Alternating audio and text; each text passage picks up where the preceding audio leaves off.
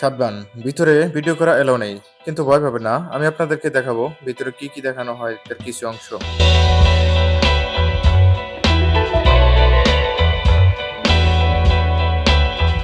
আসসালামু আলাইকুম friends, welcome back.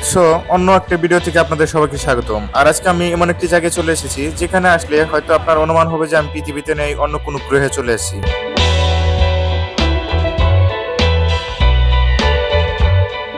জি। হ্যাঁ, হয়তো অনেকেই থাম্বনেল এবং টাইটেল দেখে প্রথমেই বুঝে গেছেন। হয়তো কেউ এখন স্ক্রিনে দেখে বুঝতে পেরেছেন আমি কোথায় রয়েছি। হয়তো অনেকেই এখনো চিনেনই না বা জানেনই না। যাই হোক, সবার উদ্দেশ্যে বলে রাখি, আমি এখন রয়েছি কলকাতার সবথেকে বৃহত্তম বিড়লা প্ল্যানেটেরিয়ামে।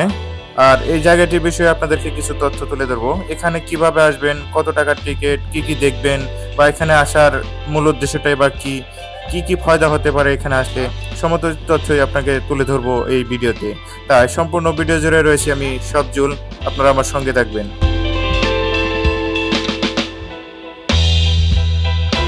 চলুন তাহলে প্রথম থেকে শুরু করা যাক।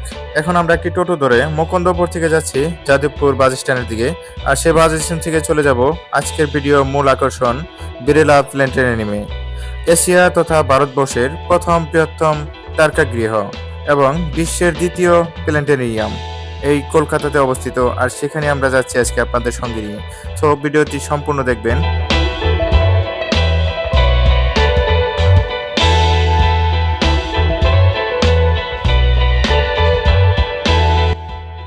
অনেকক্ষণ পরে এসে আমরা পেয়ে গেলাম বাস স্ট্যান্ড। আর এখন আমরা নেমে নেব। আমরা এসে পৌঁছে গেছি সেই অনাকাঙ্ক্ষিত জায়গাটিতে, যার নাম হলো বিড়লা প্ল্যানেটেরিয়াম, অর্থাৎ তারকাগৃহ, বিড়লা তারকাগৃহ। আর এখন আমরা টিকিট কেটে নিয়েছি। এখন ভিতরে প্রবেশ করে দেবো, তারপর আপনাদের সবকিছু বলছি। ভিতরে এসে বসেছি। ভিতরের দৃশ্যটা আপনারা দেখতে পাচ্ছেন এরকম অন্ধকার, আর উপরে কিছু শ্বাস কাটা রয়েছে। এটা হলো একটি প্রজেক্টর। আর এই প্রজেক্টরের মাধ্যমেই আমাদেরকে পর্দাতে সবকিছু দেখানো হবে এবং কি বোঝানো হবে। অ্যালাউ নেই ভিডিও করা, তথাপি ভিডিও করছি আর কি আপনাদেরকে বোঝানোর উদ্দেশ্যে, দেখানোর উদ্দেশ্যে।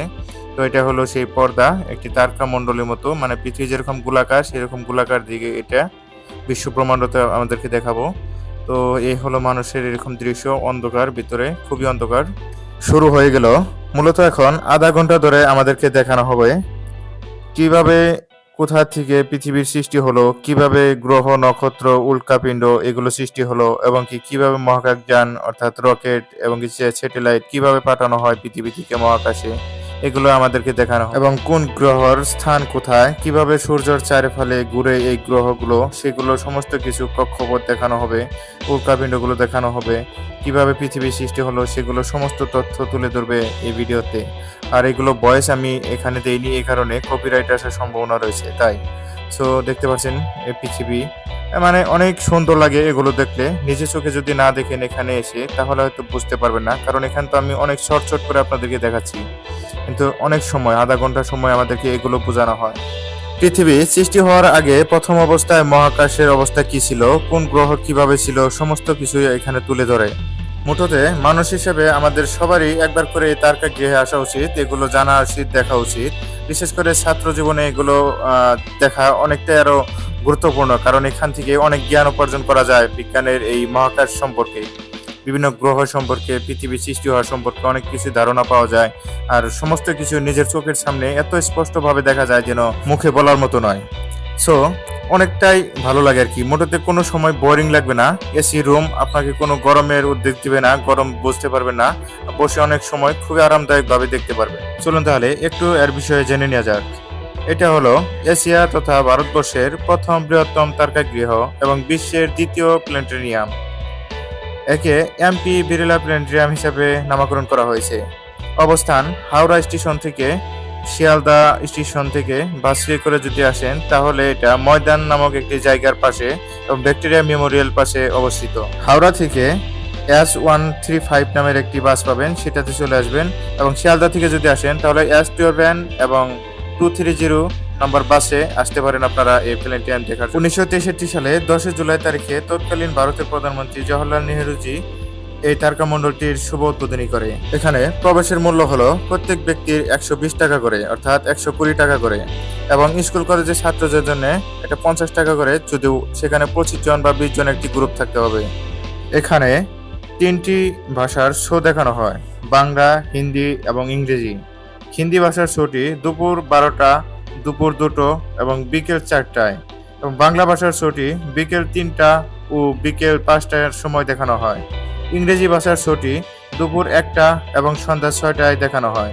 আমাদের এরকম কপাল ছিল যে আমরা ইংরেজি ভাষার শোটি দেখতে পেয়েছি। সো বন্ধুরা, এর গ্যালারিতে আপনারা দেখতে পারবেন মহাকাশ বিজ্ঞানী এবং কি মহাকাশ গবেষণার যে যন্ত্রগুলো আছে তার ভাস্কর্য রয়েছে, এবং কি বিভিন্ন ধরনের সূর্য, নক্ষত্র, গ্রহ, উল্কাপিণ্ড এদেরও ভাস্কর্য রয়েছে। এর সঙ্গে মোটতে জ্যোতির্বিজ্ঞান, মহাকাশ বিজ্ঞান এবং হিন্দু মাইথোলজির বিষয়ে কিছুটা ধারণা নিতে পারবেন এই শোটি দেখে।